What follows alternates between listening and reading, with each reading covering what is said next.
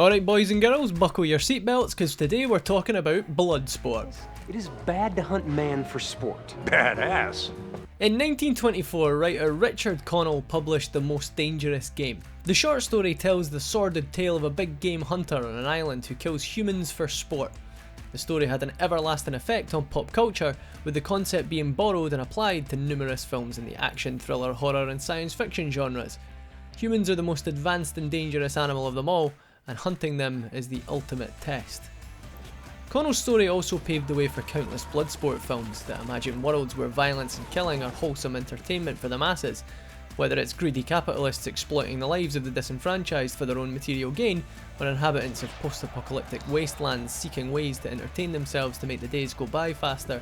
These movies have shown us that taking somebody's life is basically the same as scoring a goal in a football game.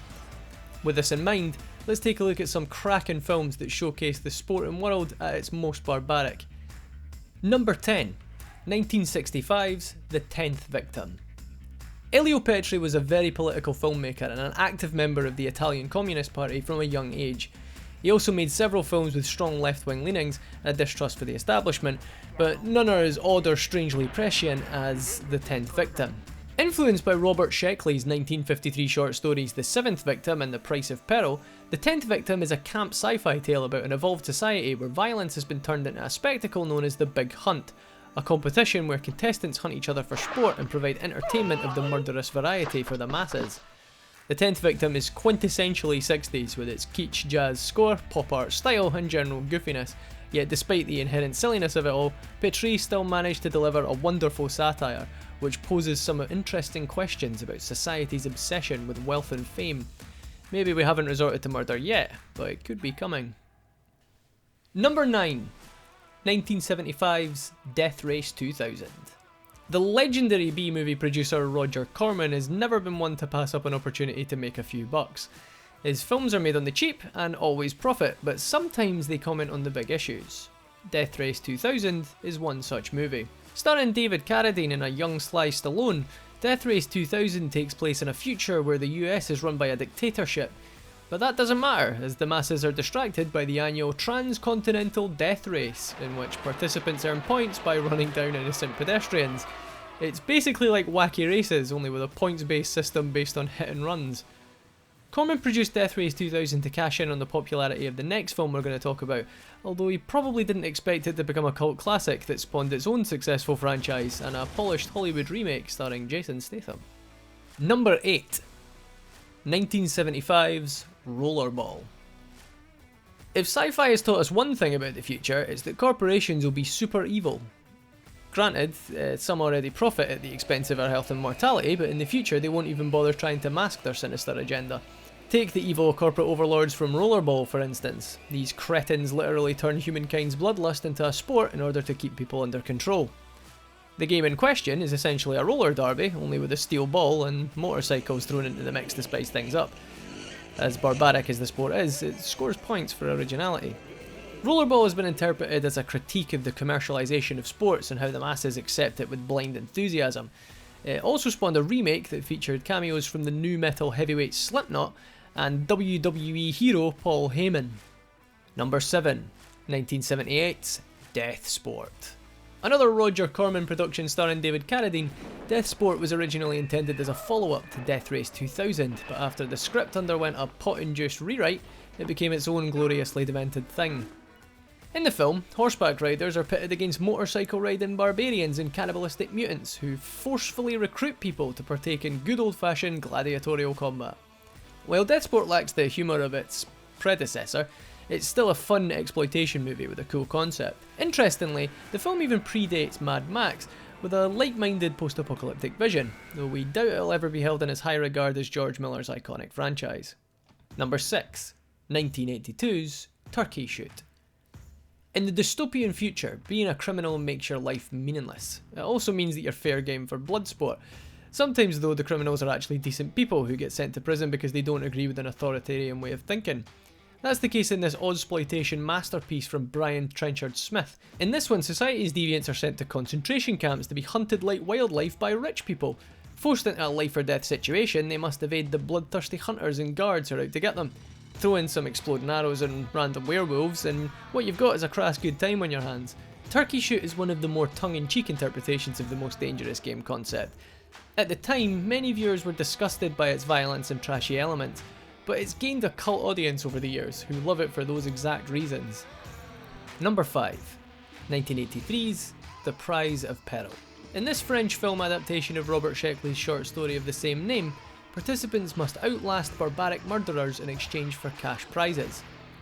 This movie applies the human hunting as entertainment story to a game show setting, which has been replicated in more popular movies such as The Running Man.